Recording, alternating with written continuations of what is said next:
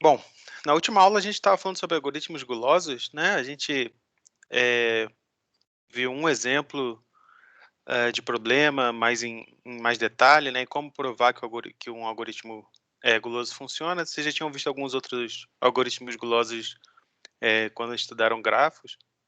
E queria só mencionar mais algumas coisas aqui. No final da aula fizeram uma pergunta sobre eh, a maneira como prova que um algoritmo funciona, né?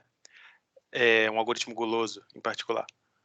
E aquela técnica que a gente viu, parece que no Cormen ele chama de cortar e colar, que a ideia é basicamente fazer aquilo que a gente fez. Você compara uma solução ótima com uma solução obtida do algoritmo e, de alguma forma, combinando aquelas duas, chega numa contradição eh, se você assumir que a solução obtida pelo algoritmo não é ótima. Uma outra maneira de fazer é fazer indução, tá? Uma coisa que eu falei lá na primeira aula. Basicamente, tudo que a gente está fazendo ao longo desse curso pode ser visto como indução, mas às vezes a gente acaba eh, dando nomes específicos quando algumas ideias mais específicas aparecem, além de usar raciocínio por indução, mas também dava para pensar naquele mesmo problema com raciocínio indutivo. A gente vai fazer uma escolha gulosa, mas depois resolve por indução um subproblema, né? Eh, Bom, e uma coisa que aconteceu em todos esses problemas, apesar de todos eles usarem indução, uma coisa que aconteceu, a gente sempre que a gente tem um problema, a gente tudo que a gente fez até agora era: eu vou resolver um problema e, para resolver esse problema, de alguma forma, eu vou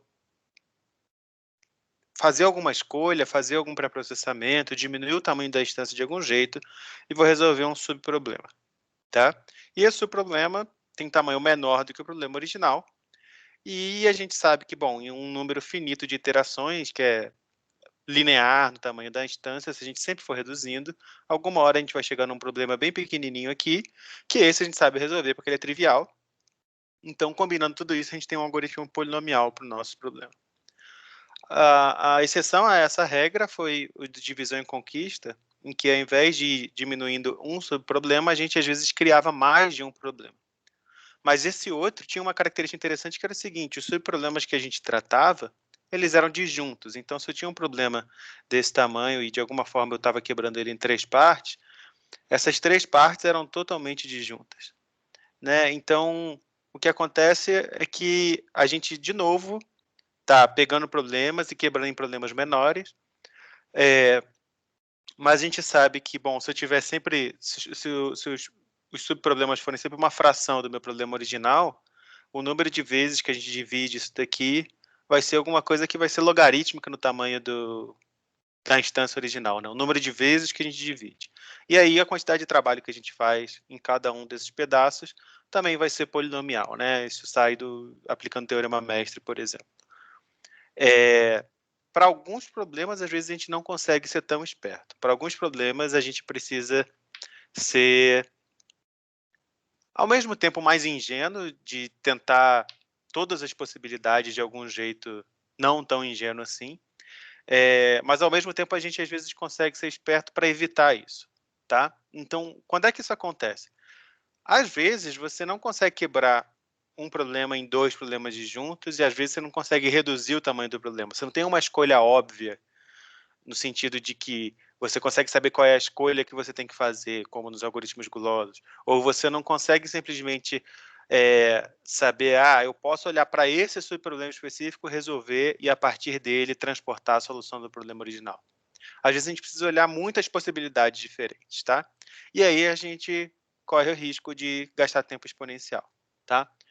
Como é que isso poderia acontecer? Exemplos: imagina que eu tenho um problema que envolve um conjunto e eu quero achar um subconjunto que satisfaz alguma propriedade. Eh, então, se esse meu conjunto tiver n possibilidades, se eu tiver que enumerar todos os 2 elevado se tiver n elementos, perdão, se eu tiver que enumerar todos os 2 elevado a n subconjuntos para encontrar uma solução, aí eu me dei mal, né. Então, como é que isso pode acontecer? Imagina que eu tenho, sei lá, uma quantidade N de objetos, tá, e aí eu vou tentar pensar indutivamente. Para pensar indutivamente eu vou olhar para esse último elemento e aí eu vou... Imagina que eu tenho duas opções para esse elemento, eu coloco ele na solução ou não coloco. O problema é que, às vezes, esse subproblema, ao contrário do que aconteceu nos exemplos de indução que a gente tratou, às vezes esse subproblema ele fica diferente, ele fica significativamente diferente, dependendo da sua escolha para esse elemento. Então, se você escolher colocar esse cara na solução, você vai ter um subproblema de tamanho n menos 1, então aqui eu tinha um problema original de tamanho n, e se eu fizer uma outra escolha para aquele cara, eu vou ter um outro subproblema de tamanho n menos 1, tá? Só que, de alguma forma, esses subproblemas, eles têm muita interseção, eles são muito parecidos. E a gente sabe que se eu estiver nesse cenário, eu vou me dar bem mal, né? Porque agora, se a cada passo, repara, a cada passo eu estou dobrando o número de problemas, que é mais ou menos o que acontecia aqui na divisão e conquista, só que agora, se eu estiver diminuindo só de 1 em 1, eu vou ter que descer basicamente n passos, n níveis, tá? Então, se eu estou multiplicando por 2 o número de subproblemas a cada nível, e estou descendo n níveis, eu vou chegar a alguma coisa do tipo 2 elevado a n subproblemas lá embaixo, tá? E a gente, quando está trabalhando com algoritmos, quando a gente quer resolver problemas, a gente quer fugir sempre de tempo exponencial. A gente sempre quer que seja polinomial e, claro, sendo polinomial, a gente quer a menor complexidade possível, tá? No próximo módulo, a gente vai formalizar um pouco mais esses aspectos de conseguir um algoritmo polinomial e se eu não conseguir, por que eu não consegui. Mas nosso objetivo agora vai continuar sendo sempre do resto do curso até esse momento, que é, dado um problema, eu quero encontrar o algoritmo mais eficiente possível e eu quero evitar ao máximo esse tipo de coisa, tá? Um outro exemplo onde pode aparecer um comportamento bem ruim, também não polinomial, é quando, ao invés do problema que a gente está encontrando, o problema que a gente quer resolver, ao invés de ele estar procurando um subconjunto de elementos, ele pode estar procurando, por exemplo, uma permutação de elementos, tá? Então, esse de subconjunto é mais fácil da gente pensar, né? Por exemplo, o problema que a gente resolveu na última aula, de dado um conjunto de atividades, eu quero selecionar um subconjunto. Diversos problemas podem ser formulados assim. Dado um conjunto de objetos, eu quero selecionar um subconjunto com alguma propriedade.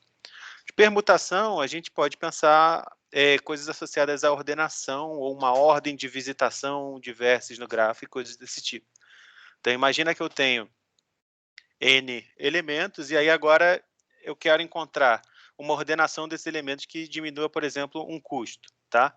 Um exemplo clássico disso é o problema do caixeiro viajante, onde você tem um grafo e esse grafo tem pesos nas arestas, né? Então, mencionei rapidamente esse problema na aula passada. A gente pode assumir que o grafo é completo, mas eu não vou desenhar todas as arestas aqui.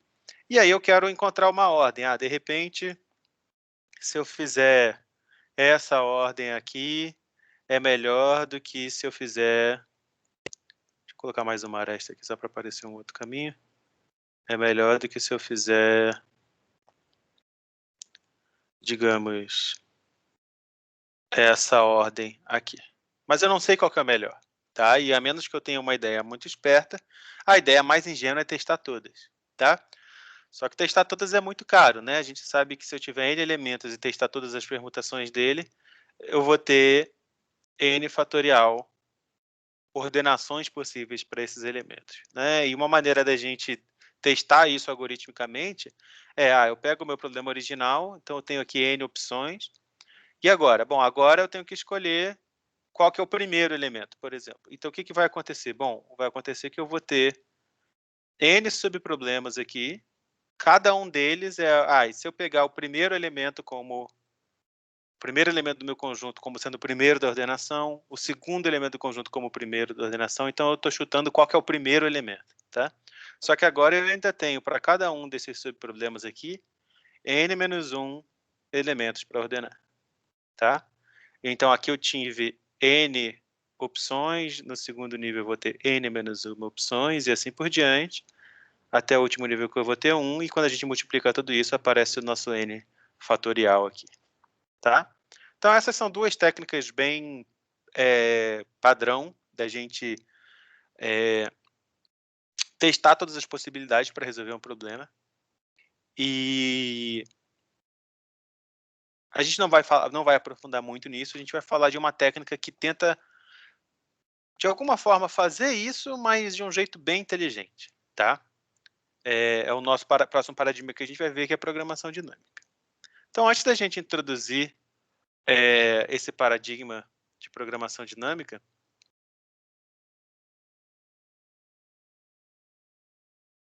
vamos discutir um problema. Não, vamos falar sobre programação dinâmica, depois a gente discute esse outro problema que eu ia discutir. Então, a gente vai falar agora de programação dinâmica, que vai ser o nosso último paradigma desse curso.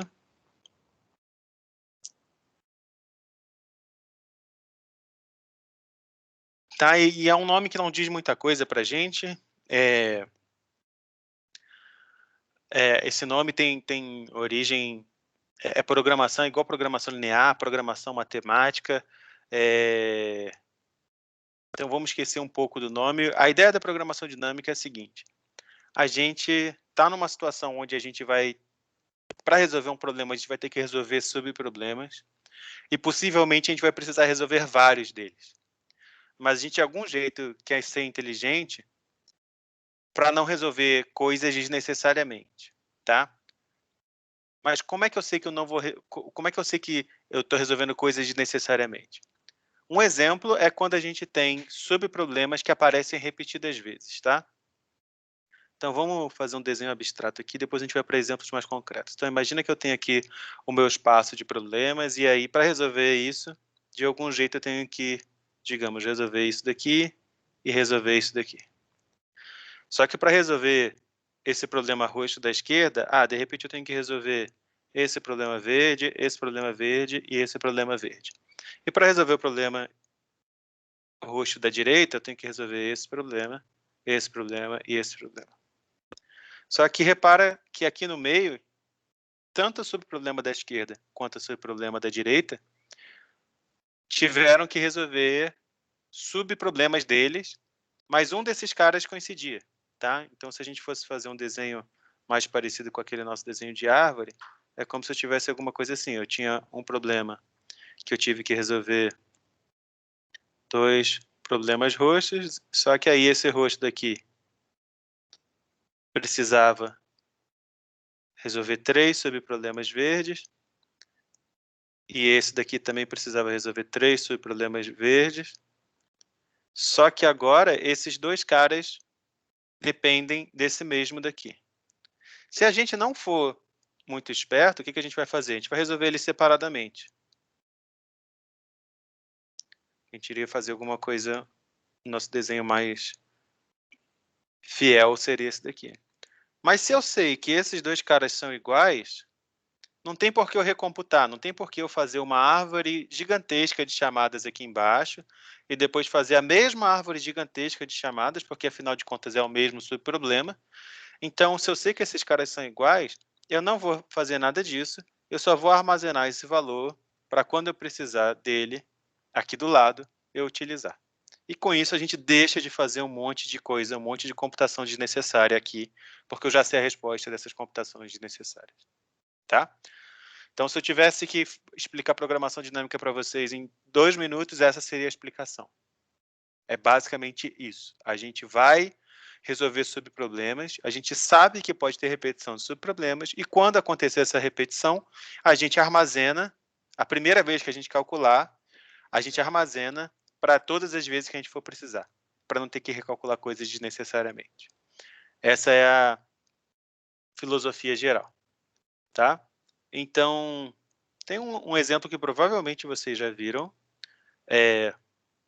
por diversas vezes, que é a sequência de Fibonacci. Sequência de Fibonacci tem lá algumas motivações por trás, de casais de coelhos que alguém está criando e tudo mais, mas se a gente abstrair tudo isso, é uma sequência que começa com 1, 1, e cada próximo elemento é sempre a soma dos 2 anteriores, né?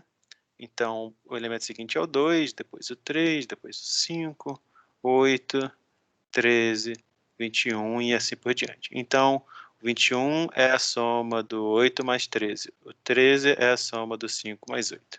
Tá? Então, ela segue sempre esse comportamento. E é bem fácil calcular essa sequência, né? É bem fácil calcular isso, né? A gente pode escrever isso não. A definição leva a gente a uma relação de recorrência, né? Então eu posso definir, bom, esse daqui eu vou dizer que é o Fibonacci, é o elemento 0 da sequência de Fibonacci, esse é o elemento 1, tá? Então eu posso definir alguma coisa do tipo, o f de 0 é 1 e o f de 1 também é 1. E a partir do 2, eu vou dizer o seguinte, ó, o f de n vai ser... Então, eu quero sempre somar os dois elementos anteriores. Bom, o anterior eu sei que é o f de n menos 1, e o que estava 2 posições antes vai ser o f de n menos 2. Tá? Então, para n pelo menos 2, a gente calcula desse jeito. Tá? E, bom, isso aqui define a nossa sequência, a maneira da gente construir a nossa sequência. Tá? Só para ser mais... Tem um outro jeito que algumas pessoas às vezes definem, que é começando com 0 aqui, que dá basicamente a mesma sequência. Tá? Então, eu começo com 0 e 1, e aí o 1 vai ser o 0 mais 1 e assim por diante. Mas a sequência não muda. Os números que aparecem vão ser os mesmos. Então, tudo que eu falei aqui foi, existe essa sequência e existe esse jeito de calcular, mas se a gente fosse transformar isso num algoritmo, né? Então, como é que a gente poderia fazer isso? Eu quero calcular o enésimo elemento da sequência de Fibonacci, né? Então, o que eu vou fazer? Bom, vou implementar isso do jeito que está escrito na relação de recorrência. Então, se for 0 ou 1, cai no caso base, eu retorno o próprio número, né? Fibonacci 0 é o 0, Fibonacci de 1 é 1. E se não, eu calculo a partir dos anteriores. Então, vamos escrever isso aqui rapidinho. Então, se n for menor ou igual a 0, menor ou igual a 1, eu vou retornar o próprio n, tá? E se não, eu vou retornar o Fibonacci de n menos 1 mais o Fibonacci de n menos 2. Tá? Então, se a gente for pensar isso graficamente, o que eu estou fazendo? Para eu calcular uma coisa de tamanho n, eu estou calculando uma coisa de tamanho n menos 2 e outra coisa de tamanho n menos 1. Tá? Então, eu posso até fazer essas chamadas aqui, se eu quiser desse jeito. n menos 1 e n menos 2. Tá? Alguma dúvida até o algoritmo aqui?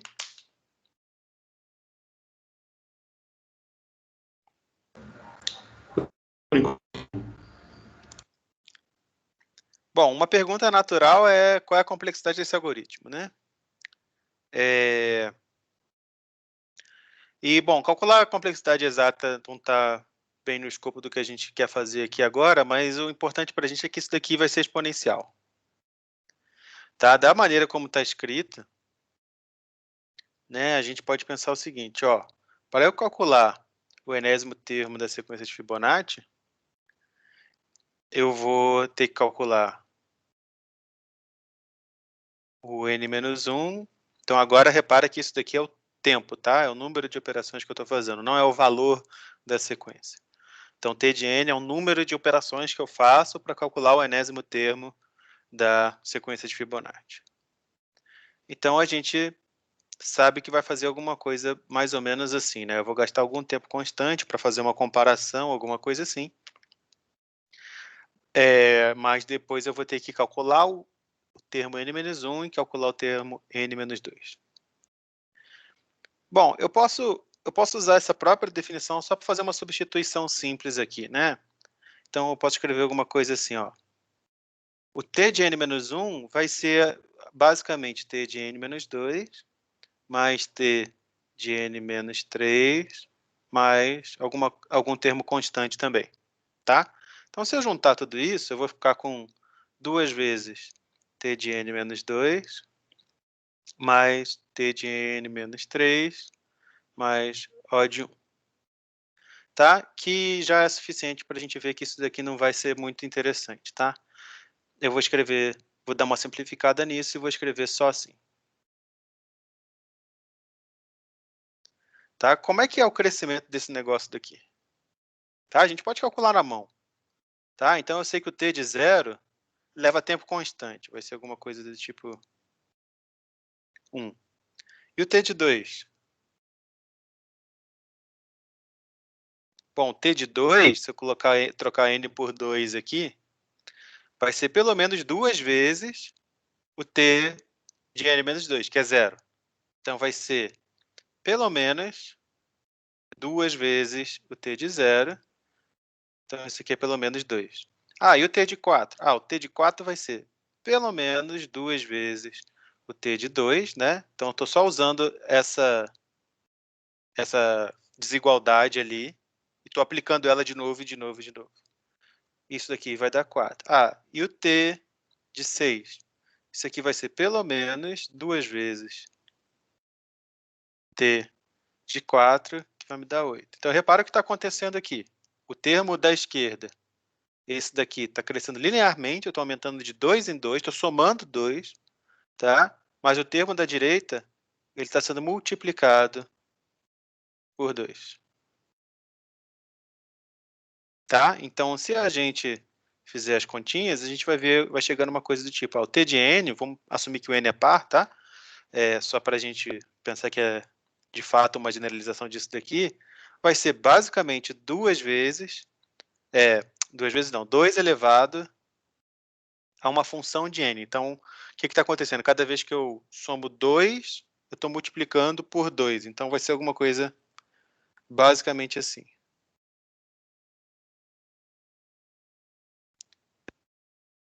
Tá? Então, está crescendo exponencialmente. Estou usando igual, mas não é igual. Tá? Então, o que a gente mostrou é que essa função é ômega de 2 elevado a n sobre 2. Tá? Ou, se vocês preferirem, é a mesma coisa que escrever assim. 2 elevado a meio elevado a n. Tá? Então, a raiz de 2 elevado a n. Tá? Só para ficar bem claro que isso é uma constante elevado ao n. Tudo bem? Tá, e por que eu estou falando tudo isso? Porque isso é bem ruim. Tá? Crescimento exponencial, a gente quer fugir disso sempre, sempre, sempre.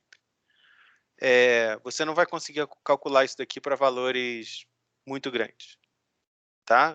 O crescimento exponencial te limita muito rapidamente. Se você botar aqui um n igual a 40, você já não vai conseguir calcular isso jamais. Num computador razoável, num tempo razoável, claro. Então, seria bom que a gente conseguisse um outro jeito de calcular isso que fosse mais esperto que esse jeito, né? Esse algoritmo daqui não é bom o suficiente para a gente.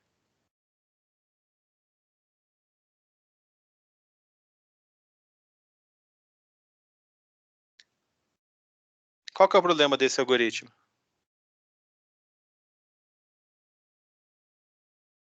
Por que que ele demora tanto? Ele calcula os mesmos termos várias vezes, né?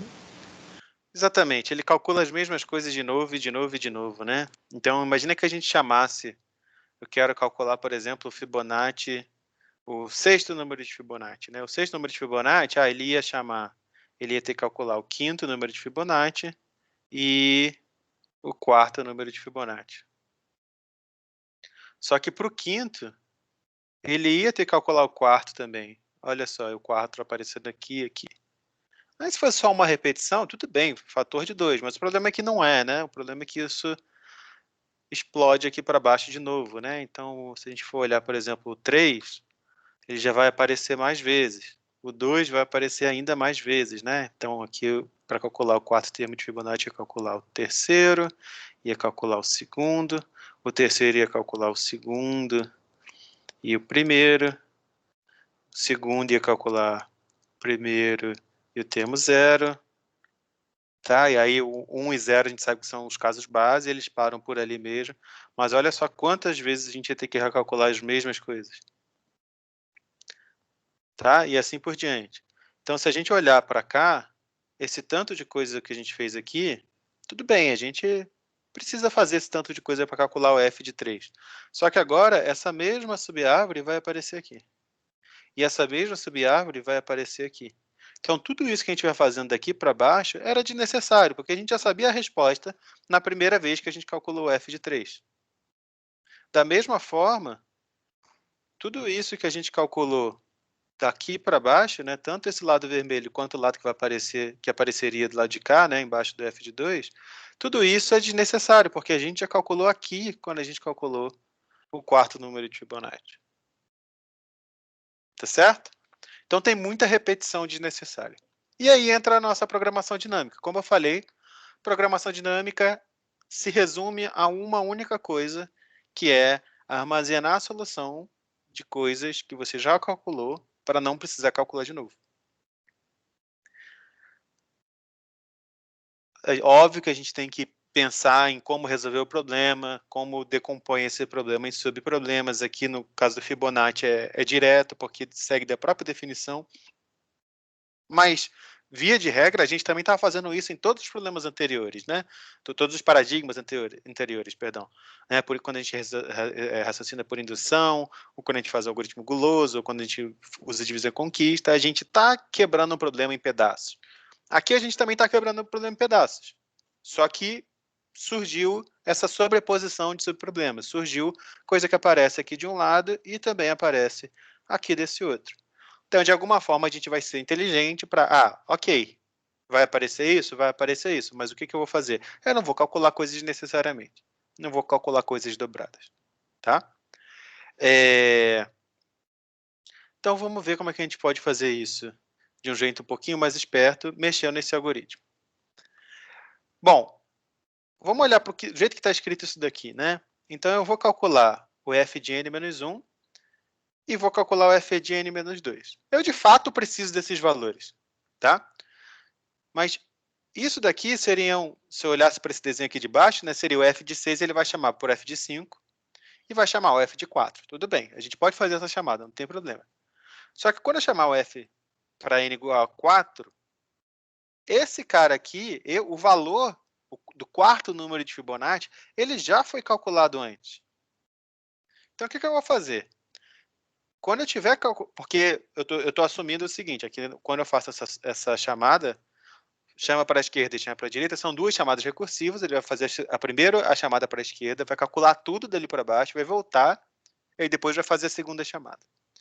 Então, por isso que eu estou assumindo que a da esquerda está sendo feita antes da direita. Então, quando eu chegar nesse cara daqui da direita, eu sei que o da esquerda já vai ter calculado. Então, eu vou fazer o seguinte, sempre que eu calcular um cara, eu vou armazenar esse cara. Onde? Num vetor. Vou criar um vetor para armazenar soluções de problemas que eu já calculei. E o que eu faço com esse vetor? Seguinte, sempre que eu for calcular alguém, eu não vou sair calculando. Primeiro eu vejo, já calculei? Se eu já tiver calculado, maravilha. Pego aquela resposta que já está calculada, retorna ela, acabou. Se eu não tiver calculado, aí de fato eu vou fazer um esforço para calcular alguma coisa. Tá? Então vamos reescrever esse algoritmo ali embaixo, levando em consideração essas observações. Então, de novo, eu quero calcular o enésimo termo da sequência de Fibonacci. E, de novo, bom, eu vou escrever um algoritmo meio parecido e depois a gente vai mudando. De novo, eu vou fazer alguma coisa tipo, se o n for no máximo 1, eu só vou retornar o próprio n. Aí eu vou pular um espaço aqui, mas a princípio o que eu faria seria a mesma coisa, né? Eu teria que calcular o Fibonacci de n menos 1 e o Fibonacci de n menos 2, somar esses dois números e depois retornar a soma desses dois caras. Tá? Mas o que eu vou fazer? Eu vou fazer o seguinte.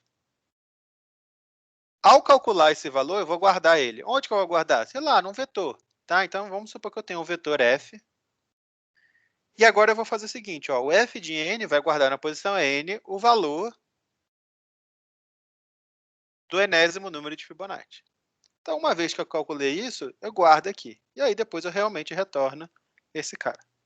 Tá?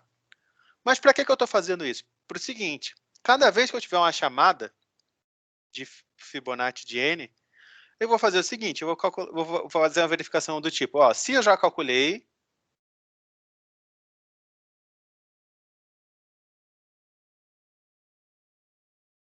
o que eu vou fazer? Ah, se eu já calculei o Fibonacci de n, vou escrever assim, tá? Aí eu vou fazer o quê? Eu vou só retornar o valor que está lá calculado no f na posição n. Faz sentido?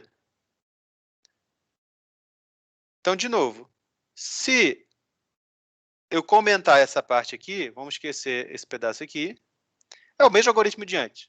Eu só estou usando uma variável aqui para guardar a resposta antes de retornar. Perdão, que aqui era para ser colchete, porque é um vetor. Tá? Então, se eu ignorar aquele pedaço ali, é o mesmo algoritmo de antes. Mas o que aquele pedaço está fazendo? Aquele pedaço está basicamente verificando o seguinte, ó, se eu já tiver calculado esse cara antes, significa que eu armazenei ele aqui, ó, porque quando eu calculo, eu armazeno. E se eu já armazenei, eu posso só retornar. E por que isso é bacana? Porque agora eu não preciso fazer nem essa chamada recursiva, nem essa. Então, estou cortando, estou podando aquela árvore. Estou cortando um monte de ramo da árvore que não precisava. Faz sentido? A ideia? Sim. E aí, como é que eu verifico isso daqui? Ah, verificar isso aqui você pode fazer de várias maneiras diferentes, tá? Uma delas é a seguinte. Você usa o próprio vetor para saber se você já calculou ou não. Você inicializa aquele vetor com um monte de valor menos 1, por exemplo. Um valor impossível, menos infinito. Alguma coisa assim. E aí, depois que você tiver calculado, você sabe que vai ter um valor lá que faz sentido, né? Então, esse já calculei, agora eu vou deixar aqui, vai ser o nosso comentário do nosso programa, tá? Nosso algoritmo. E a gente faz alguma coisa do tipo, ó, se o f de n tiver um valor válido, o que é um valor válido no nosso contexto aqui? Ah, por exemplo, se ele não for negativo, eu sei que alguma coisa foi escrita lá. Aí, como é que é o nosso programa, de fato, para calcular o enésimo número de Fibonacci? Ele vai fazer alguma coisa do tipo, ó, para ir de, digamos, de 1 até n, inicializa esse vetor, tá? Sei lá, com menos infinito, ou com menos 1, com algum valor negativo, que seja claro que seja uma coisa inválida, e depois eu vou retornar o Fibonacci do n. Tá? Aí agora esse cara vai chamar aqui, e esse algoritmo aqui de cima vai ser um algoritmo recursivo. Tá? Então esse daqui, digamos, esse aqui é o Fibonacci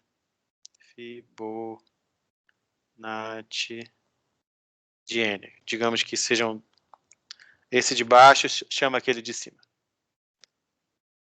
Tudo bem? Toda hora eu esbarro nesse botão.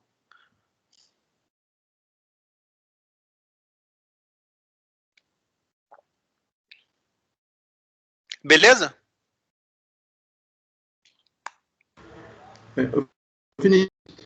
Esse é um problema, digamos assim, bem comportado, né? Então, desenha a árvore, se a gente fizer o desenho da árvore, mas basicamente a gente intui que a gente pode ir calculando os valores da esquerda para a direita, vamos chamar assim, e formar bottom-up. Esse é um padrão que se repete? Ou tem problemas Sim. não tão bem comportados? Sim. Tem problemas que têm um comportamento mais difícil de ver, mas a gente precisa de algum comportamento desse tipo. Tipicamente, o que acontece é que a gente vai, para resolver um problema maior, a gente precisa resolver um problema menor primeiro. Então, tipicamente, se a gente resolve do menor para o maior, a gente ganha. Tá? A gente vai ver um exemplo, pelo menos, onde isso não é tão óbvio, não é tão direto, mas a gente vê que dá para fazer, dá para estruturar as ideias de um jeito conveniente. Tá. Mas poderia ser o caso, tá, um problema tão maluco que eu começasse, por exemplo, no meio da árvore e depois calculasse valores à esquerda, depois à direita, ou da direita para a esquerda? Depende do que você está chamando da árvore. Né? Do jeito que eu tô- desenhei, não, porque do jeito que eu desenhei a árvore seriam as próprias chamadas recursivas. Então, assim, para eu calcular um cara, eu preciso ter calculado os dos filhos. do jeito Tá? da sua árvore, é E sempre da um esquerda para a valor, direita. Pode falar. o mesmo valor, o mesmo f de alguma coisa pode aparecer em lugares diferentes da árvore. Como a minha árvore, como eu estou implementando de uma maneira recursiva, eu vou sempre fazer a chamada da esquerda. Então, o lugar mais à esquerda onde aquele valor aparecer pela primeira vez vai ser onde ele vai ser calculado pela primeira vez. Para os outros, eu só vou reaproveitar o valor que já foi calculado antes. Tá? Esse é o Perfeito. comportamento típico, né? No desenho da sua árvore, o comportamento sempre é bottom-up da esquerda para a direita, o cálculo, né? Isso. Por isso que eu coloquei o f de 5 na esquerda, porque eu escrevi no algoritmo que eu vou chamar primeiro para o n-1. Eu poderia inverter, ia ser basicamente a mesma coisa, tá? Eu ia, se eu invertesse, né, se eu chamasse primeiro para o n-2, depois para o n-1, aí eu ia ter uma árvore assim, o f de 6 ia chamar primeiro esse cara daqui e depois esse. E agora, esse f de 4 aqui que ia ser calculado primeiro, e quando eu precisasse desse valor aqui, ele já ia estar disponível. Tá? Então, se o que está na esquerda e o que está na direita é o que você chamar primeiro, na sua chamada recursiva. Você vai fazer mais de uma, você pode fazer na ordem que você preferir, mas não importa. Esse cara, a ideia é que você só calcule uma vez. Onde você vai calcular? Na primeira vez que ele foi chamado. Nas outras, o valor já vai estar armazenado para você só usar.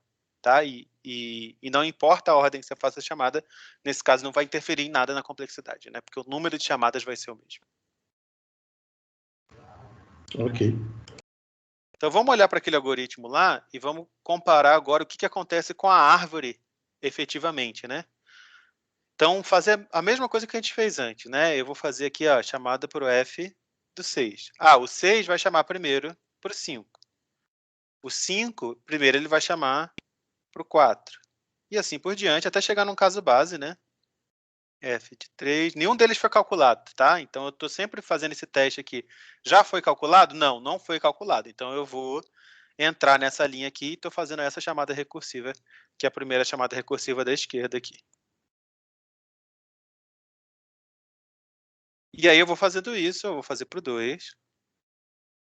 Aí o 2 vai chamar para o 1. Aí o 1 ele entra naquele if lá, porque é o caso base, né? Ele entra nesse primeiro teste aqui. Então ele vai só retornar um 1 e pronto. Aí a gente voltou agora para cá, para o f de 2. Aí o f de 2 vai fazer a segunda chamada dele. E a segunda chamada vai só chamar por f de 0. E agora o f de 2 tem os dois valores dele, e aí o que ele vai fazer? Ele vai armazenar num vetor, tá? Esse vetor f. Então eu vou desenhar aqui do lado do vetor. Posição 0, 1, 2, 3, 4, 5 e 6. São as únicas que a gente precisaria olhar. Bom, o f de 2 eu vou armazenar aqui, ó. Esse cara aqui me retornou 1, esse cara aqui me retornou 2, então, me retornou 0, perdão. 0 mais 1 dá 1, então eu vou armazenar 2 aqui. E o resto? O resto continua com menos infinito aqui, inclusive na posição 1, porque foi a maneira que eu inicializei. A gente nem vai precisar dela, mas está lá um menos infinito lá. Tá? Aí agora esse cara retornou para o f de 3 o valor 1. O f de 3 vai fazer a outra chamada, que é o f de 1. F de 1 entra no caso base, vai retornar 1 também. E aí agora ele vai somar. 1 mais 1 é 2, vai armazenar onde? No vetor. Na posição 3 do vetor, onde tinha menos infinito, passou a ter 2. E ele vai retornar 2 por esse cara aqui de cima. Tá? Aí agora, aqui vai acontecer a mesma coisa. Esse cara aqui vai fazer uma chamada para o f de 2. E aí agora a gente vai observar a primeira vez onde vai acontecer um negócio bem bacana, que é o seguinte. Nessa nova chamada que eu fiz para o f de 2, o que vai acontecer? Ele vai fazer esse teste aqui. O f de 2 é maior ou igual a 0? Agora é. Antes era menos infinito, né? Então eu vou até escrever aqui, só para ficar registrado o histórico, né? Ele começou com menos infinito, a gente alguma hora substitui isso daqui por 1. Então, nessa segunda posição do vetor, nesse teste daqui, a gente viu que o valor que está lá não é negativo. Opa, então isso já foi calculado. Se isso já foi calculado, se isso já foi calculado, eu não vou executar essa linha que faz chamadas recursivas. Eu vou retornar direto esse valor que já foi calculado antes. Então, esse cara daqui vai simplesmente me retornar o valor que está lá na posição 2 do vetor, que é 1, tá? E aí, agora, com isso, eu consigo calcular. Está errado, né? O que está errado aqui? O f de 3 está errado.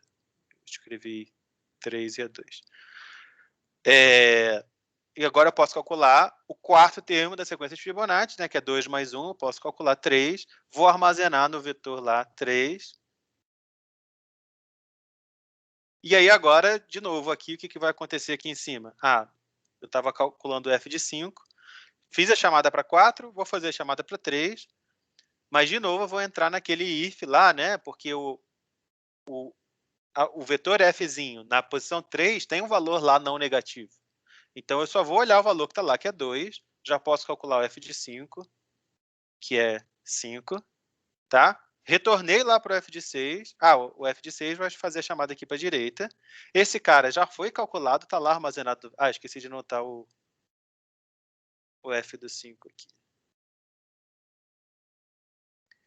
Mas o f desse cara aqui do 4, ele já foi calculado aqui. Então, ele só vai retornar esse valor sem fazer nenhuma chamada recursiva. Então, ele vai retornar 3. E aí, finalmente, eu consigo calcular que esse cara aqui é 8. Guardo 8 aqui nessa resposta. Ao invés de menos infinito, passou a ser 8. E retorno 8 como resposta.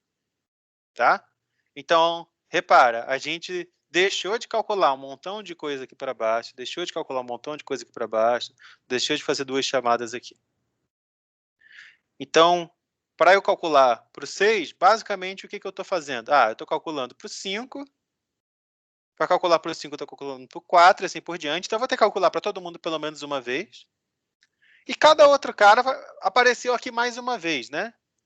Porque o 1, ele aparece tanto quando eu preciso calcular o 2, né? Então, ele apareceu aqui. O 1 apareceu aqui e apareceu aqui. E o 2, ele vai aparecer aqui e vai aparecer aqui. E o 3 vai aparecer aqui e vai aparecer aqui. Por que está sempre aparecendo duas vezes? Porque cada cara ele vai aparecer no máximo duas vezes. Por quê? Quando eu estava calculando o cara que é uma unidade a mais, eu preciso dele. E quando eu vou calcular o cara que é 2 unidades a mais, eu também preciso dele. Tá? Então, em função de n, qual é o número de chamadas que a gente fez aqui? Total.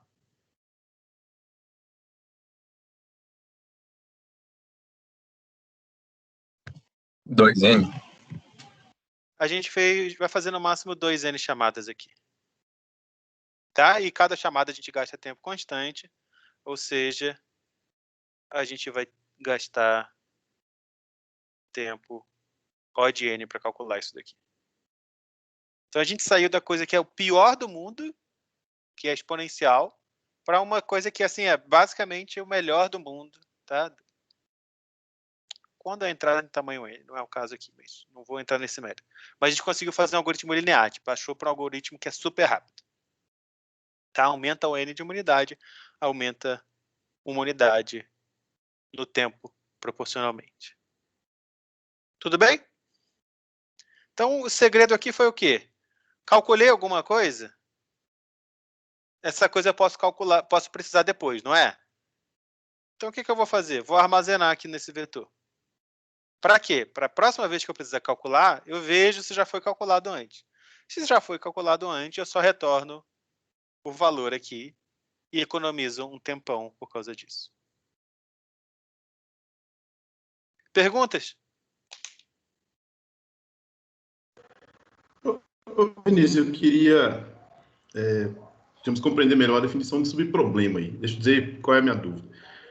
É porque, para mim, com n-1 ou com n-2, quando você faz a divisão, eu estava considerando que isso era tudo o mesmo subproblema, mas eu estou entendendo na sua explicação que isso são subproblemas diferentes. Tá? Ou seja, aí qual que é o conceito que eu tenho de subproblemas para esses casos? Bom, o conceito de subproblema, varia um pouquinho de um problema para o outro. Aqui, basicamente, o que eu estou fazendo é o mesmo problema, só que com um valor menor de entrada. Tá? Quando eu vou calcular para um certo n, todas as instâncias possíveis de problema, para todos os valores inteiros não negativos, menores ou iguais a n, todos esses caras vão aparecer como subproblema. Né? Pode aparecer diretamente, no caso, para n, eu diretamente preciso do n-1 e do n-2, ou pode aparecer indiretamente, porque esses caras vão ter outros subproblemas e subproblemas, né? Digamos assim. Em alguns casos, o subproblema, você está, de alguma forma, pegando subconjuntos da entrada. Tá? É um outro tipo de coisa que aparece, que vai aparecer em outros exemplos que a gente vai ver para frente. Aqui, um subproblema é só um valor menor. Para cada valor menor, eu tenho um subproblema diferente. Tá? E o mesmo subproblema vai aparecer várias vezes. Né? Então, nosso exemplo aqui, desenhado, rabiscado aqui do roxo, né? O 4, ele aparece, é o mesmo subproblema que aparece em 2 vezes diferentes nessa árvore das chamadas recursivas.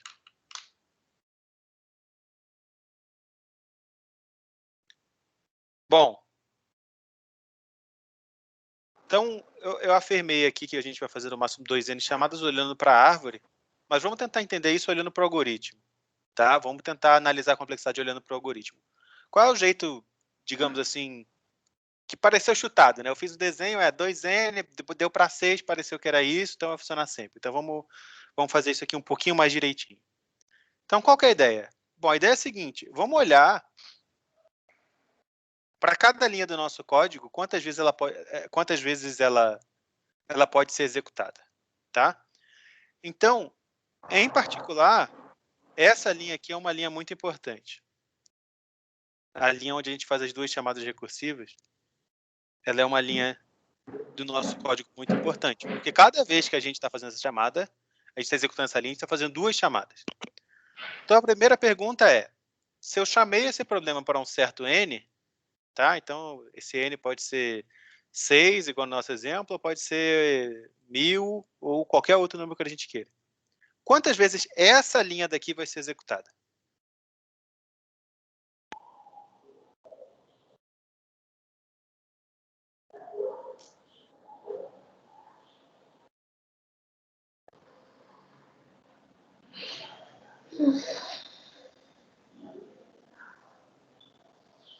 N vezes? Basicamente n vezes, né? Então, por quê? Eu sei que eu vou ter que calcular isso, digamos, para o meu n igual a 6, né? Eu vou ter que calcular isso para o n igual a 6, o 6 vai chamar para o 5, vai ter que calcular para o 5 e assim por diante, até 2, né? Nunca vai ser calculado para 1 nem para... Deixa eu tentar... Tá.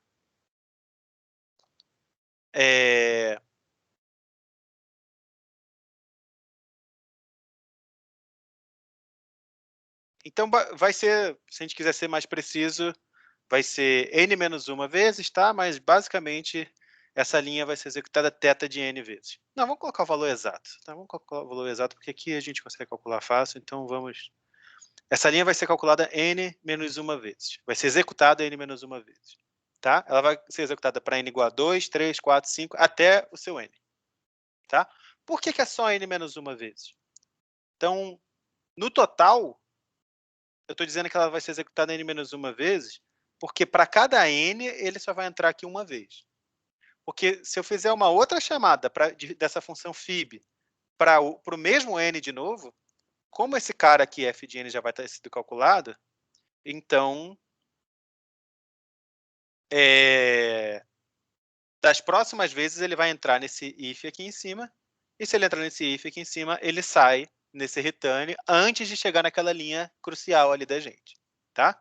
Bom, então a primeira conclusão nossa é essa linha é executada n-1 vezes. Mas por que é legal limitar isso? Porque eu sei o seguinte, o número total de chamadas a essa função fib depende diretamente do número de vezes que essa linha é executada, porque a função fib ela só é chamada ou aqui, na outra função lá, Mas o único lugar onde ela é chamada recursivamente é nessa linha daqui.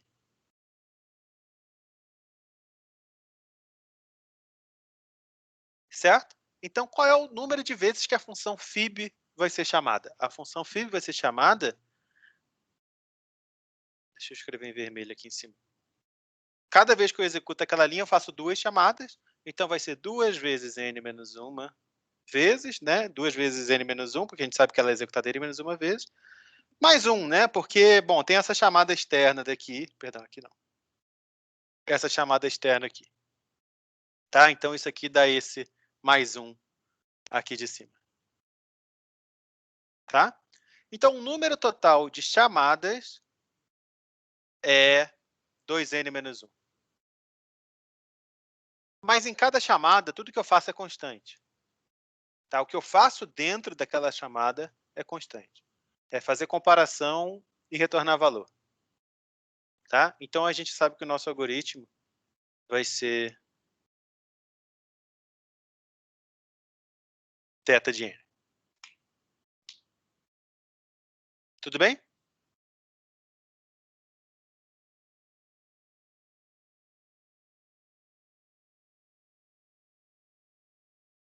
Ô, professor, Diga. boa tarde. Aqui, tem como repetir só essa parte Tenho dessa sim. explicação da linha, da f-1, da sequência n-1, mais n-2? Eu vou explicar, mas antes eu vou fazer um desenho que eu acho que ajuda. Tá. Então, a gente está fazendo análise de complexidade de um programa recursivo. Qual é o jeito, um jeito da gente fazer isso? Um jeito da gente fazer isso é usando uma ideia parecida com aquelas que vocês viram lá no primeiro módulo, de desenhar a árvore e contar um número de nós da árvore, né? Então, o que eu tenho? Eu tenho aqui as minhas chamadas recursivas, tá? Não sei exatamente como elas se comportam, estou desenhando parecido com o do nosso exemplo lá. Um jeito de eu contar, de eu saber qual a complexidade total, é o quê? Conta quantas chamadas acontecem. Então, aqui é 1, 2, 3, 4, 5, 6, 7 chamadas. E multiplica pelo custo que você gasta em cada chamada. Imagina que cada chamada eu gastasse alguma coisa, sei lá, θ de n. Né? Ou sei lá. Para ficar consistente com o nosso exemplo, a gente gastou O de 1. Tá? Então, nesse caso, no total, se eu somar para todos esses caras, então isso vai me dar 7 vezes O de 1. Tá? Então, esse é um jeito de a gente analisar a complexidade. Então, agora vamos voltar. Por que eu estou fazendo isso aqui nessa linha? Eu quero contar quantas vezes a função Fibonacci, a função Fib, na verdade, vai ser chamada. Mas ela só é chamada nessa função Fib, o único lugar onde ela é chamada recursivamente é nessa linha daqui. Tá? Então, eu quero contar quantas vezes essa linha vai ser executada. Então, a minha afirmação ela vai ser executada n menos 1 vezes. Porque para cada valor de n que faça sentido chegar naquela linha, ela vai ser executada uma vez. Por quê? Bom, se o n for 0 ou 1, nem vai chegar naquela linha, porque vai ter entrado nesse caso base aqui. Então, vai ser sempre a valor maior do que 1, ou seja, 2, 3, 4, até chegar no n. Mas uma vez que eu entro num valor ali, que eu executo essa linha aqui para algum valor, digamos, para n igual a 8. Então, o que aconteceu? Nesse caso, eu armazenei no f de n, ou seja, no f de 8, eu vou armazenar algum valor aqui. Se alguma hora eu entrar nessa função com o mesmo valor de n, ou seja, n igual a 8 de novo, quando eu chegar nessa linha daqui, eu vou ver, o f de 8 é maior ou igual a 0. Então, eu já vou retornar o valor que está lá. Então, não vou chegar a executar essa minha linha mais cara. Então, no total, ao longo da execução do algoritmo inteiro, essa linha crucial, ela só é executada n menos 1 vezes. Uma para cada valor, de 2 até n. Tá? Na verdade, do jeito que está escrito é o contrário, né? De n até 2. Porque vai ser chamada uma vez para n, uma vez para n menos 1, uma vez para n menos 2 e assim por diante. Então, esse n menos 1 vem daí. Só que isso é o número de vezes que essa linha é executada. Mas cada vez que essa linha é executada, eu faço 2 chamadas recursivas. Eu faço uma para n-1 e outra para n-2. Então, qual é o número total de vezes que essa função é executada? Tem essa parcela que vem daqui, que são essas duas chamadas, que são feitas n-1 vezes, e tem uma outra parcela, que é esse mais 1, que ela só acontece uma vez, que é essa chamada daqui do Fibonacci, né? A gente faz a inicialização e logo depois a gente faz uma chamada. E essa uma chamada vai fazer as 2n menos uma chamadas adicionais. E aí, quando eu faço essa conta, isso daqui me dá 2n menos 1 total chamadas dessa função. Que era, no nosso desenhozinho aqui, esse 7. É o número total de chamadas. E quanto tempo eu gasto por chamada? Dentro de uma chamada, o tempo que eu gasto aqui é só para fazer essas contas, para fazer essas comparações, se é menor ou igual a 1, se é maior ou igual a 0, ou para fazer uma atribuição. Então, é tudo tempo constante. Então, o nosso tempo total vai ser 2n menos 1, vezes O de 1, que é constante, né? Então, a gente vai ter, ou θ de 1, se a gente quiser ser mais preciso ainda. Então, a gente vai ter um tempo total linear no nosso algoritmo. Tudo bem?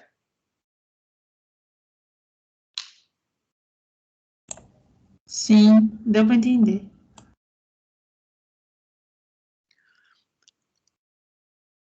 Bom, tem uma outra maneira da gente calcular isso, tá? Essa maneira, o que a gente fez? Eu, para calcular um problema, eu tive que calcular alguns subproblemas. E eu comecei calculando para esse cara daqui. E aí esse cara percebeu que precisava calcular para o n-1 e percebeu que precisava calcular para o n-2 e fez as chamadas recursivas. Então, quando a gente pensa nessa árvore, a gente começa em cima e vai descendo. Tá? Então, essa daqui, algumas pessoas chamam isso de uma abordagem top-down. Então, eu começo com o problema que eu quero resolver, e aí, a partir dele, eu posso ir resolvendo os problemas de baixo. Mas a gente é esperto, a gente sabe o seguinte, para eu calcular esse cara daqui, eu preciso desse, né? Mas esse aqui eu vou ter que ficar descendo até chegar no caso base. Então, eu sei quais são os caras que eu preciso calcular aqui embaixo. Eu sei que aqui embaixo vai ter que aparecer o 1, vai ter que aparecer o 0, vai ter que aparecer o 2, vai ter que aparecer o 3. E eu sei que esses caras têm que ser calculados em ordem crescente. Eu sei que eu não posso calcular o 3 antes de ter calculado o 2 e o 1. Eu não consigo calcular o 5 sem ter calculado o 3 e o 4. Então, já que eu sou esperto e sei disso e consigo fazer essa observação, então talvez faça sentido eu calcular de baixo para cima. Ou seja, uma abordagem bottom-up. Eu sempre escrevo errado bottom, então deixa eu conferir como é que escreve. Bottom. Acho que escrevi certo dessa vez. Ou seja, de baixo para cima. Eu começo calculando lá embaixo, ou os valores que apareceriam lá embaixo, e depois eu calculo os caras lá de cima. Tá? Então, o que eu vou fazer? Eu vou fazer uma outra versão desse algoritmo, tá? Que eu vou chamar de Fibonacci também, para calcular para um certo valor de n. E o que eu vou fazer? Eu vou calcular os caras na ordem. Eu já sei que eu vou ter que calcular todo mundo. Então, eu vou calcular todos eles na ordem crescente. Tá? Então, eu vou fazer o seguinte, ó. Eu vou definir aqui o mesmo vetorzinho f, tá? Eu vou dizer assim, ó, o f do 0 eu sei que é 0, o f do 1 eu sei que é 1. Só que aí depois eu vou calcular para todos os outros em ordem crescente. Para i de 2 até n, eu vou calcular o quê? O f do i, eu sei que é o f do i menos 1, mais o f na posição i menos 2. E aí depois eu retorno n. E repara que é o mesmo algoritmo, né? Eu estou calculando para cada valor de uma única vez. Não é n, né? F de n. Obrigado. Eu estou calculando para cada valor de uma única vez. No final, eu estou calculando o f de n do jeito que eu deveria. E nesse caso, é muito mais fácil a gente ver que o nosso algoritmo, de fato, faz θ de n operações. Tá? Então, esse daqui seguiu direto da definição. A gente só inseriu essas verificações para a gente não precisar recalcular coisas. Mas se a gente pensa um pouquinho mais, a gente pensa, pô, mas eu sempre vou calcular o menor antes do maior, então é melhor começar do menor, ao invés de começar do maior, que faz as chamadas recursivas para os menores, é melhor começar do menor e calculando na ordem. E aí dá esse algoritmo daqui, que é muito mais enxuto, muito mais simples. Assintoticamente vai ter a mesma complexidade, isso vai acontecer sempre, tá? Mas,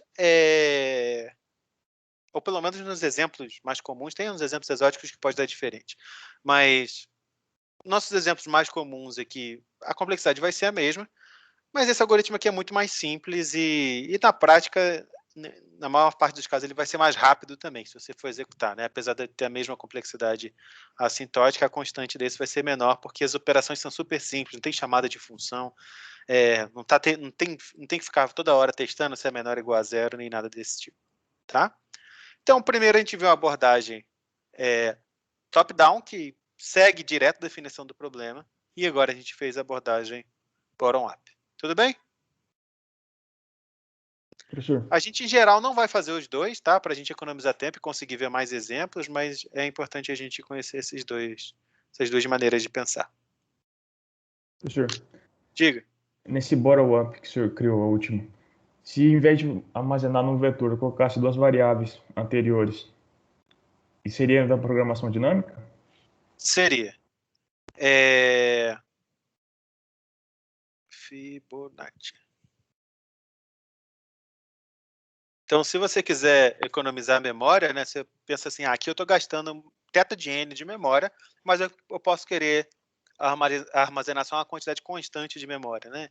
Então, eu posso ter uma variável, variáveis A, B e C, que eu vou usar aqui e vou fazer o seguinte, ó. Para ir de 2 até n, eu posso fazer basicamente aquela ideia, ó. O C vai receber o A mais B. Tá? E agora, bom, agora eu tenho que atualizar o valor de A e B. Né? Então, o último cara,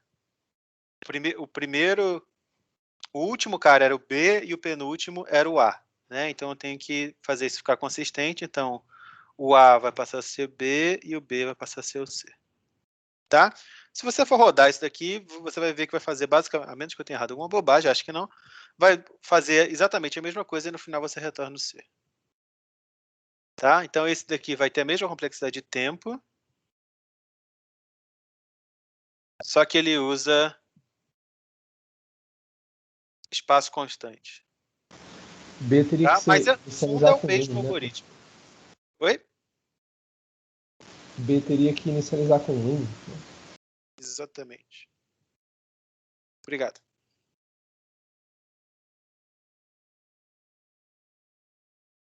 Então, basicamente, o que eu estou fazendo é, eu estou guardando sempre os dois últimos. Aí uso uma variável auxiliar só para armazenar a soma e depois atualizo os dois últimos.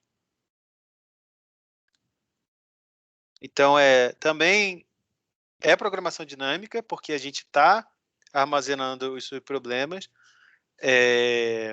A gente está guardando só os subproblemas que a gente precisa, tá?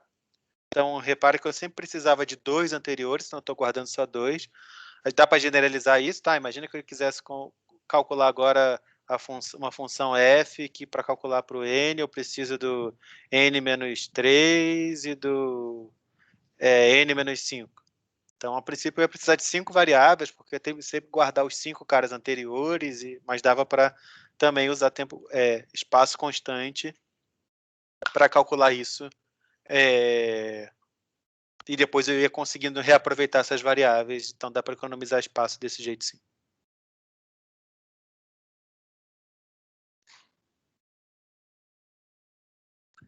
Tudo bem? Tudo. Maravilha, então vamos ver um outro exemplo, aproveitar nosso tempo aqui. Então esse problema do Fibonacci é um problema bem clássico, eu gastei mais tempo com ele do que eu gostaria, mas tudo bem, a gente conseguiu destrinchar bem direitinho, os próximos a gente pode escolher só uma das duas abordagens e fazer. Tem algumas vantagens e desvantagens entre bottom-up e top-down, tá? Eu não sei se essa agora é a melhor hora para a gente discutir isso, Mas só para mencionar algumas coisas, tá? O top-down, em geral, o algoritmo sai mais fácil da definição do problema. Tá? Igual a gente fez primeiro top-down, porque a gente tinha uma versão do algoritmo de que era força bruta, né? Só calculava as duas coisas, somava e pronto. Aí a gente fez uma observação que dava para reaproveitar e só adicionou isso no código, então ele é mais natural. Por outro lado, ele tem a desvantagem de ficar fazendo um monte de chamada de função. Isso é um custo adicional, tá? Que a gente consegue evitar. O bottom-up, ele permite algumas otimizações, tá? Essa, por exemplo, que a gente discutiu aqui da memória, a gente não precisar do vetor inteiro, é uma delas, tá? E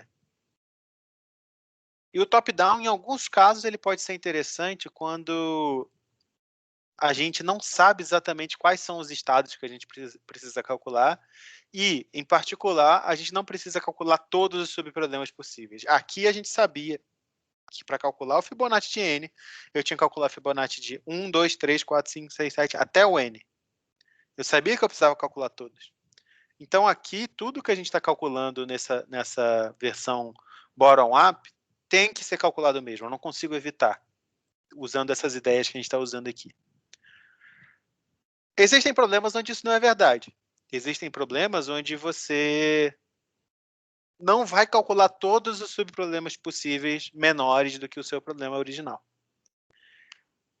Nesse caso, pode ser que faça sentido você usar o bottom-up. Pode ser que seja melhor você usar o bottom-up, porque o bottom-up tem a vantagem de que ele só calcula o que ele precisa. Porque na hora que ele precisar, ele vai fazer a chamada recursiva. Se tem alguma coisa que ele nunca precisa, ele nunca vai calcular desnecessariamente aquilo. Tá? Vinícius, esse seria o top-down, né? Top-down. Eu apontei top-down e falei bottom-up, né? Então, de novo, Isso. quando você tem casos onde você... Pode ser que você não precise calcular todas as coisas, todos os subproblemas possíveis, aí faz sentido usar o top-down, porque o top-down ele só vai calcular alguma coisa quando ele precisar, ele só vai fazer a chamada recursiva realmente quando ele precisar daquele valor calculado. Obrigado.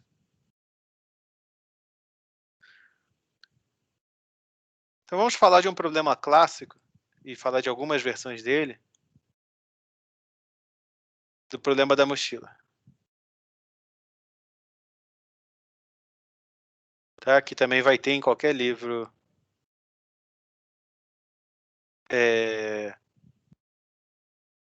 de algoritmos. Então, qual que é o problema da mochila? O problema da mochila é o seguinte, você tem um ladrão que ele quer roubar, bom, tem versões mais politicamente corretas, tá? Mas a versão mais conhecida do problema, tem um ladrão que ele vai roubar objetos, tá? Ele vai entrar numa loja, sei lá, uma loja de joias que tem N objetos valiosos lá, e ele vai roubar e quer carregar o que ele roubar, tá? Só que aí é o seguinte, a mochila dele não é muito grande, tá? A mochila dele tem um limite de peso que ele consegue carregar, tá? Então eu tenho uma capacidade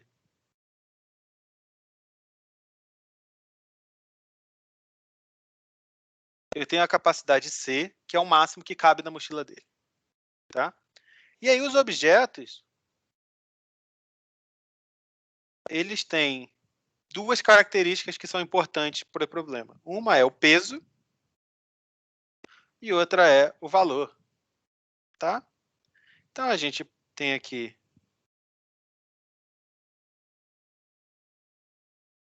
os N objetos, cada um deles vai ter o seu peso, tem o seu valor. Então a entrada é o N, o C e dois vetores, P e V, que me dão o peso e o valor de cada um dos objetos. Bom, então vamos considerar uma versão um pouquinho mais fácil desse problema, para começar. Imagina que ao invés dele ter entrado numa joalheria, ele entrou numa loja de temperos. Tá? E aí tem várias pimentas super raras, e tem um açafrão que só encontra nessa loja no Brasil, tem lá um curry especial, tem várias coisas desse tipo. Então, essa é uma versão do problema, e depois a gente vai olhar para a versão das joias. Qual é a diferença da versão com tempero para a versão para joias?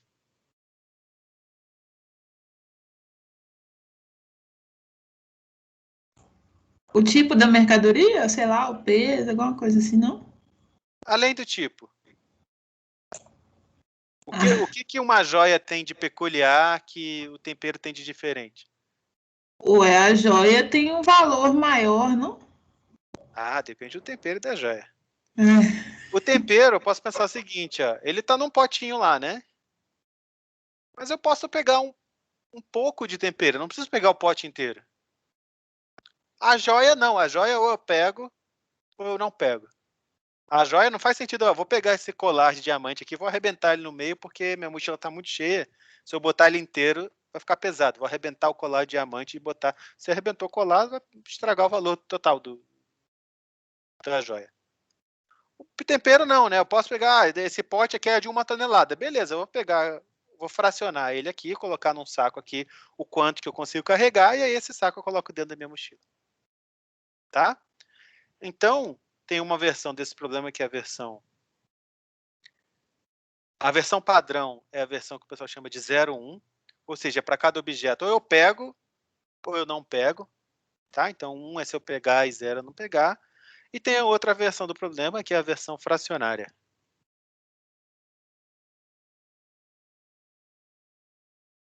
Então vamos olhar para cada uma dessas versões, tá? A gente não vai se preocupar com unidades de medida aqui, de peso, de valor, se é real, dólar, quilo, grama, tanto faz. A gente só vai olhar para os valores aqui, tá? Então vamos supor que eu tenha 4 objetos, então meu N vai ser 4. Vamos supor que a gente tenha uma mochila com uma capacidade de, sei lá, 25 unidades. E aí eu tenho os meus, cada um dos itens, tá? Então primeiro eu vou interpretar esses itens como sendo temperos, e depois a gente vai olhar para esses itens como sendo joias e ver o que muda, tá bem? Então vamos pensar assim, o primeiro objeto eu tenho peso 10 unidades de peso e 8 unidades de valor, o segundo tem, por exemplo, 12 unidades de peso e 6 unidades de valor, o quarto tem 8 unidades de peso e 10 unidades de valor, e esse daqui vai ter 7 unidades de peso e 1 unidade de valor, por exemplo.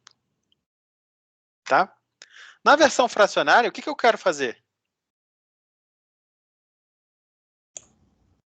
Dividir em várias partes uma mesma coisa?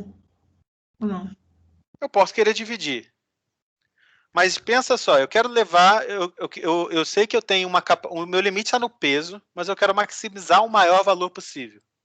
Então eu sei o seguinte, ó, vamos pensar que é quilos, né? Eu vou sair daqui carregando 25 quilos de coisa. Quais que eu vou pegar? Será que vale a pena eu pegar aquela que tem mais peso, aquela que tem menos peso, aquela que tem mais valor, a que tem menos valor? Valor por peso, né? Quem tiver a melhor relação valor-peso. Faz sentido a gente pegar aquele que tem a melhor relação de valor por peso, né? Não importa se eu vou levar tudo de um só, ou se eu vou levar um pouquinho de cada, mas eu vou querer colocar aquele que, por peso, vale mais. Né? Então, de alguma forma, é interessante olhar para essa relação aqui. Valor por peso. Tá? E a gente pode fazer essa conta, né? Esse daqui dá... Vou tentar fazer a conta aqui mais ou menos. Se eu errar, vocês me avisem aqui. Esse aqui dá 8 unidades de valor por peso. Esse aqui dá 0,5. Esse daqui dá 0. Não. Valor por peso. 1,125, talvez? Esse daqui eu vou escrever como 1/7 mesmo, mas é 0,15. Vou arredondar para esse daqui. Tá? É menor do que isso. Então, de alguma forma, é melhor pegar o item número 3. porque ele é o mais valioso por peso. Né? Então, o que eu vou fazer? Eu vou botar o dele tanto quanto possível na minha mochila. Tá? Então, das minhas 25 unidades, eu vou pegar 8 sendo do item número 3. E aí acabou o item número 3. Tá? Acabou, peguei toda daquela pimenta exótica que tinha na loja, que era o objeto mais caro que tinha lá, o tempero mais caro que tinha por quilo, né? Agora eu vou pegar o segundo. Qual que é o segundo? Ah, eu vou pegar o número 1. Ah, o número 1, ele tem 10 quilos dele. Cabe os 10 quilos na minha mochila? Cabe, minha mochila cabe 25. Então, vou pegar esses 10 quilos aqui. Então, esse aqui é do item número 1. Ah, e agora? Ah, agora eu vou pegar o próximo mais valioso, né? Então, eu já peguei esse até acabar, o próximo mais valioso é o 2, né? Então, eu vou pegar do 2. E quanto que eu vou pegar? Posso pegar esses 12? Não, pegar 7. Não posso pegar 12, porque a mochila já está com 18 quilos, eu só aguento carregar 25. Então, eu vou pegar 7. Tá? Então, qual que é o meu lucro total? Bom, eu peguei os 10 que eu podia do item 1, eu peguei os 6 que eu podia do item 2, aí do item 3 eu não peguei, perdão, os 8 do item, escrevi tudo errado, os 10 do item 3, os 8, então 10, eu peguei tudo do item 3, tudo do item 1. Agora, do item 2, eu não pude pegar os 6 unidades de valor que eu poderia, né? Porque eu só peguei uma parte deles. Quanto que eu peguei? Ah, eu peguei 7 vezes esse valor aqui, 0,5. Tá? Então, esse é meu lucro total, que é 21,5, acho. Tudo bem? Então, o que a gente fez aqui? A gente fez um algoritmo guloso. Basicamente, o que a gente fez foi, ó, pega aqui o valor por quilo e pega o mais valioso de todos e vai botando até acabar, ou encher a mochila. Acabou? Sobrou espaço na mochila? Sobrou. Passa para o próximo. E pega tudo que você puder. E é fácil ver que esse algoritmo dá o ótimo, né? Porque supõe que você tem uma solução que não tem essa cara. Então, você deixou de pegar uma coisa mais valiosa para pegar uma menos valiosa. Basta você pegar a troca, fazer essa troca. Então, o mesmo raciocínio da aula passada, tá?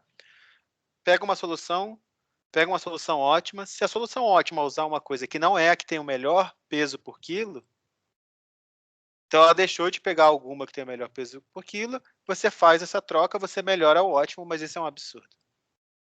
Tá? Então, nessa versão fracionária, um algoritmo guloso funciona. Agora, será que isso é verdade também para a versão inteira? Então, como é que é a versão inteira? Eu não posso mais quebrar as coisas. Eu tenho 4 joias, eu só posso pegar cada joia, ou eu levo ou não levo, não faz sentido eu arrebentar a joia. Então, agora eu tenho que escolher se eu pego ou não pego cada uma das joias. Bom,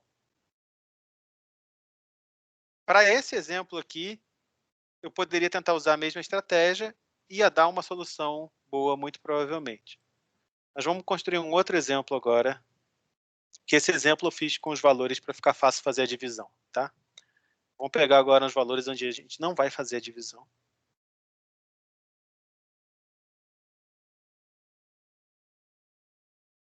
A gente pode até usar os mesmos valores de objetos e de capacidade. 5, né?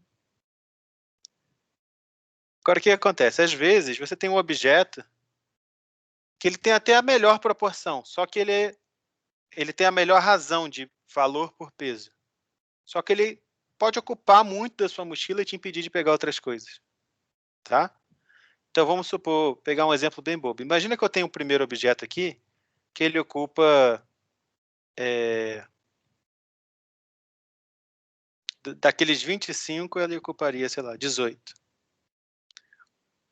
Tá? E ele tem um valor alto, tá? Ele tem um valor de, sei lá, 100 unidades de valor. Tá? E agora eu tenho outros 3 objetos, só que todos eles, um com peso 8, outro com peso 8 também, e outro com peso 9. tá? E esses caras têm um valor meio baixo comparado àquele outro, tá? Por exemplo, sei lá, 35, 40 e 50. Tá? Se eu não escolhi muito mal os valores, deixa eu botar 45 aqui. Se eu não escolhi muito mal os valores, esse cara aqui ainda é o que teria a melhor proporção. Tá? Vamos fazer uma coisa, vai, já que a gente está tendo aula remota, vamos usar a nosso favor o fato de que eu tenho calculadora à mão. Vamos lá, 100 dividido por 18. Então isso daqui dá 5,55. O outro é 35 dividido por 8. Dá 4,37.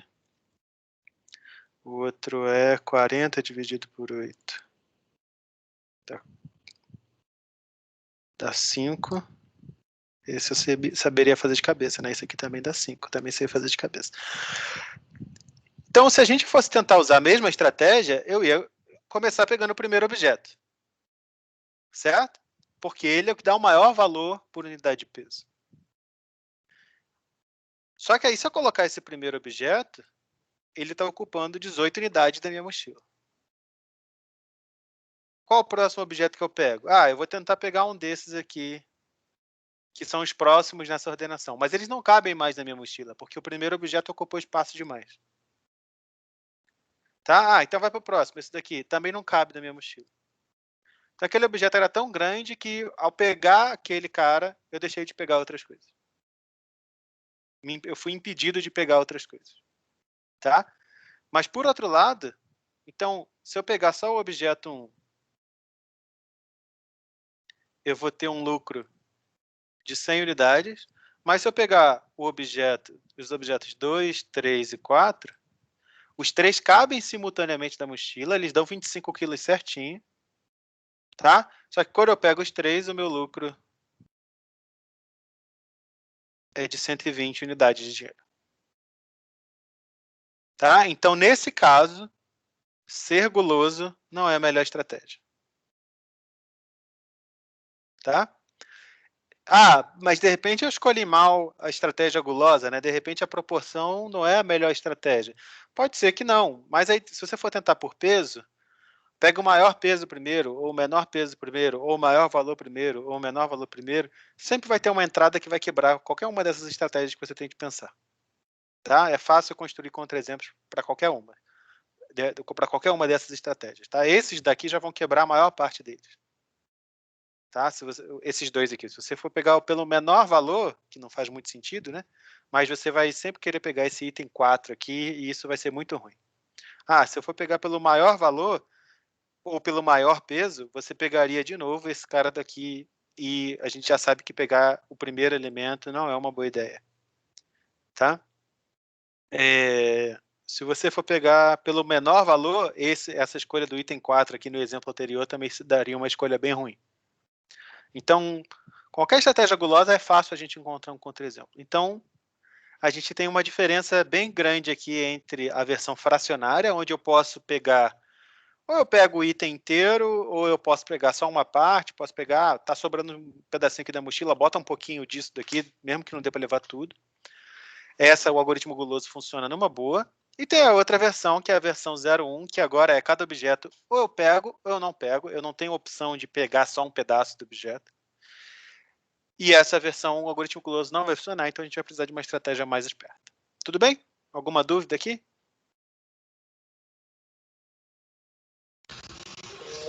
Vinícius, não é dúvida diretamente isso daí, mas só para entendimento. Aquele problema do truco, ele está de uma certa forma relacionado com o problema da mochila? Eu não entendi o que você falou, deu uma picotada na sua voz. Fala de novo. Aquele Tá. problema do troco, de retornar menor quantidade de cédulas para fazer um troco. Uhum. Tem alguns casos dele que guloso funciona e tem outros que não. Né? Tem alguma relação entre os dois problemas? Ele é um pouquinho mais simples, tá? Ele, de certa forma, é quase como se fosse um problema da mochila, onde você tem todos os valores aqui iguais a 1, tá? Você pode pensar que é como se uma das duas dimensões fosse constante, a outra não é exatamente o mesmo, porque aqui você quer maximizar, lá que você quer minimizar. Sim. Então Tem ele é essa diferença. parecido, mas o fato de você tirar uma dessas dimensões facilita, se você tiver certas propriedades sobre os valores das moedas ou das cédulas, aí você consegue usar o algoritmo guloso. Então, assim, é uma versão diferente, é um problema diferente que você pode interpretar. Ele tem suas similaridades, mas ele é mais simples, ele tem menos variáveis, digamos assim. E aí você consegue explorar coisas do tipo. Além disso, ele ainda tiver uma certa propriedade, você consegue usar o algoritmo guloso. Entendi. O da mochila 0 e 1 é bem completo. Esse troco de forma genérica também vai ter?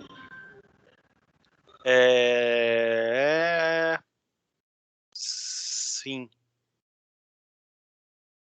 Quase certeza que sim.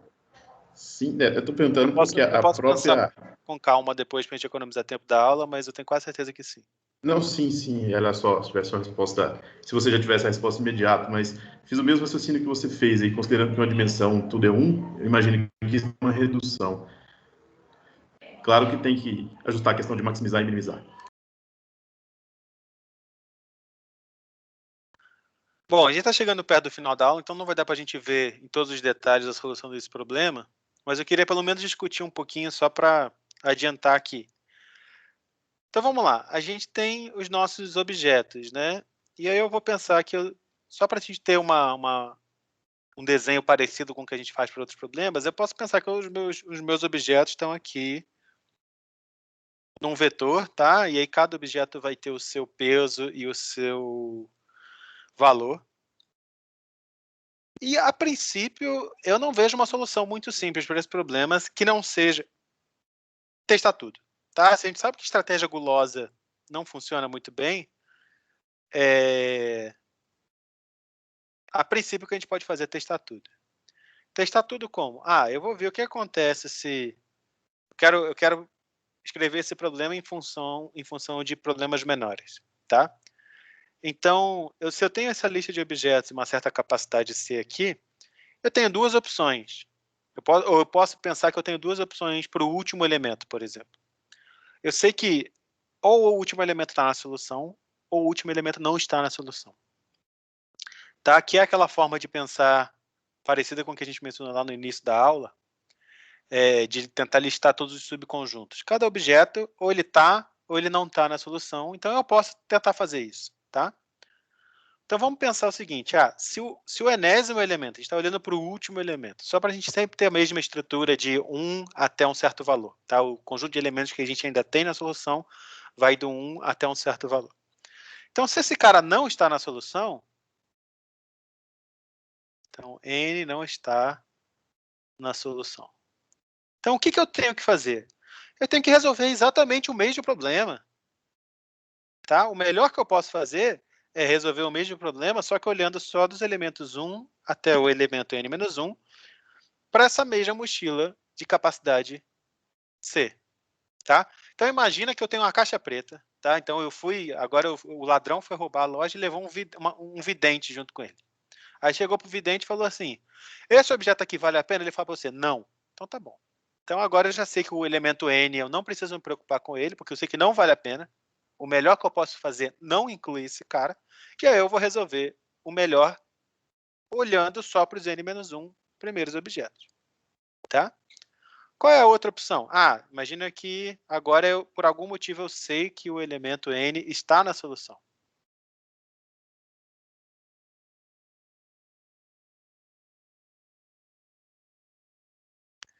Bom, agora a coisa mudou um pouco, porque se o elemento N ele tá se ele está na solução, se eu vou colocar ele na minha mochila, eu sei o seguinte, lembra a capacidade C que eu tinha? Eu já gastei um pouco dela. Ao colocar o enésimo elemento na solução, eu vou tirar o peso do enésimo elemento da capacidade da minha mochila. A capacidade não é mais C. Porque se eu já sei que eu tenho o enésimo elemento lá, para os outros elementos que eu ainda estou na dúvida se posso colocar ou não, para os outros n-1 elementos, só sobrou C menos peso de n unidades de peso disponíveis. Tá? Então, repara, só existem esses dois cenários possíveis, ou o N está na minha solução, ou ele não está na minha solução. E a gente não sabe qual é o melhor dos dois. A verdade é essa, né? O ladrão não vai levar o vidente para roubar a joalheria junto com ele. Mas o que a gente pode fazer? A gente pode calcular qual das duas possibilidades a gente está considerando, e aí a gente pega o melhor. Então, a gente pega o máximo entre essas possibilidades. E, basicamente, é isso que a gente faz em todos os algoritmos que a gente tem feito, né?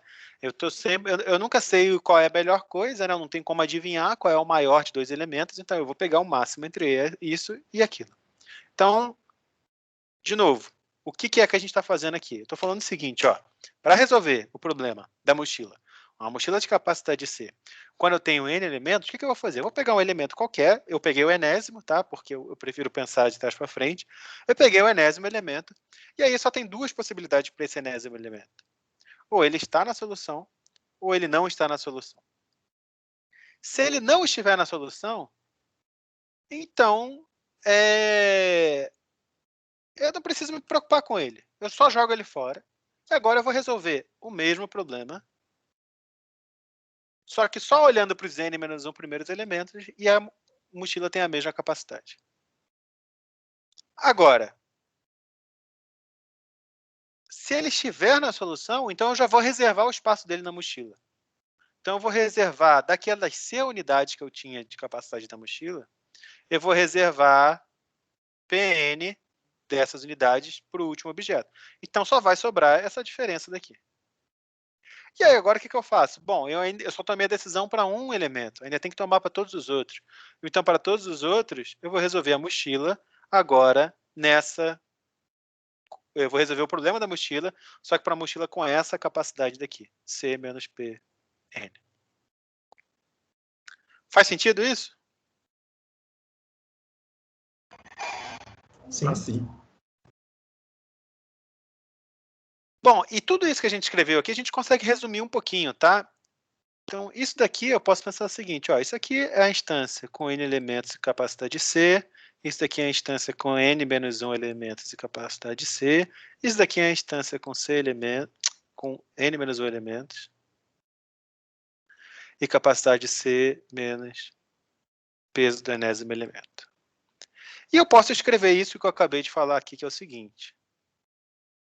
O problema da mochila, a solução para quando eu tenho n elementos e uma mochila de capacidade C, bom, eu vou reservar um espaço ali para o caso base, mas eu posso escrever esse caso daqui desse jeito aqui, ó. Eu vou pegar o máximo entre, ou eu pego a mochila ignorando o enésimo elemento, ou seja, olha só para os n-1 primeiros, e a mochila ainda tem a mesma capacidade, ou isso, ou eu vou pegar o enésimo elemento. Ah, se eu pegar o enésimo elemento, eu vou ganhar o valor do enésimo elemento.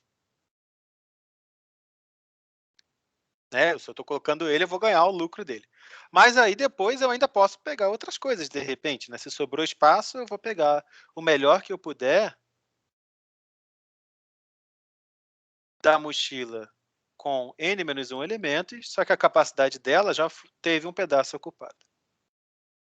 Tá? Então, deixa eu botar uma chave aqui, que eu estou incomodado com esse monte de parênteses seguidos. Então, ou eu não peguei o elemento, então eu só ignorei o enésimo, ou eu peguei o elemento. Se eu pego o elemento, eu ganho o lucro dele, mas eu perco o peso dele na mochila. Aquele pedaço já foi ocupado. Tá? Bom, mas eu só posso fazer isso se o elemento couber na mochila.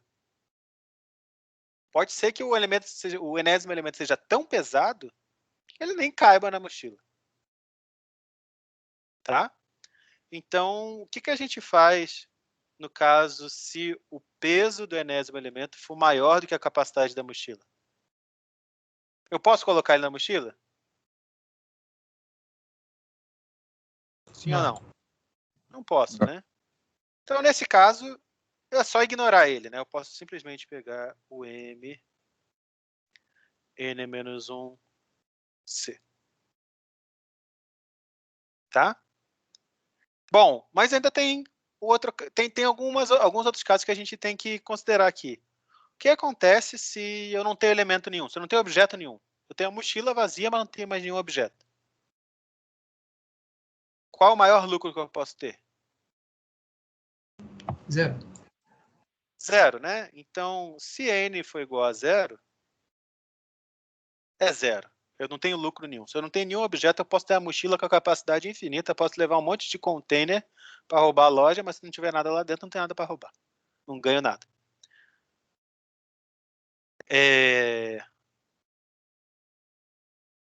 Tem algum outro caso básico que a gente tem que pensar aqui? Ou que a gente pode pensar? Se a capacidade é 0. Se a capacidade for 0, então imagina que a minha capacidade é 0, ou seja, eu já enchi minha mochila, ou sei lá, levei a mochila que estava furada, não estava com o fundo rasgado, então não consigo carregar nada. Então nesse caso a gente pode... Já não cai no caso do meio ali, não? Vai cair no caso do meio, né? A gente pode sempre ir reduzindo o n até chegar no caso n igual a 0, né? Porque isso aqui vai ser sempre verdade, mas a gente pode escrever ali também se a gente quiser. Tá? Corta umas coisas um pouquinho mais cedo. Não é necessário, mas... Então, de certa forma, essa relação de recorrência descreve todas as soluções do nosso problema. Tá? O que a gente vai fazer na próxima aula é discutir o que acontece se a gente implementa isso aqui diretamente, o que acontece, como é que a gente consegue resolver isso de um jeito mais esperto. Porque, repara, para cada n aqui, eu estou fazendo 2 chamadas recursivas. Né? Para cada n aqui, eu estou fazendo 2 chamadas recursivas para n-1. E aí o n-1 vai fazer 2 para n-2. E assim por diante. Então, se eu só implementar isso daqui, vai dar um algoritmo exponencial. Então, eu quero ser mais esperto e quero, de algum jeito, resolver isso de um jeito mais inteligente para economizar tempo. Tá? Eu não quero o algoritmo O de 2 elevado a n que sairia se eu só chegasse e implementasse isso. Eu quero uma coisa que, em geral, né, vai depender de algumas coisas, a gente vai discutir, mas eu quero uma coisa que, em geral, seja melhor do que isso. Professor, Diga. se n igual a 1, está contemplado aí? Se só tiver um objeto lá? Se eu tiver um objeto lá, então eu tenho 2 possibilidades. Né? Tem 2 situações. Se o elemento não couber na mochila, então eu caio nesse primeiro caso aqui, né, que vai para o n-1, que é 0, e aí vai cair no caso base e vai me dar 0 mesmo. Se ele couber na mochila, então eu vou considerar o caso em que eu não coloco ele na mochila, mas que nesse caso nunca vai valer a pena, né? E vou olhar aqui o caso em que eu coloco ele na mochila, ou seja, eu estou pegando o valor desse um objeto e estou pegando aqui mais 0, porque vai sobrar objeto nenhum, então isso daqui vai dar, se o n for igual a 1 e o elemento couber na mochila, vai dar, a resposta vai dar o valor dele. do objeto, e se o objeto não couber na mochila, vai dar 0. Então, funciona assim. Obrigado.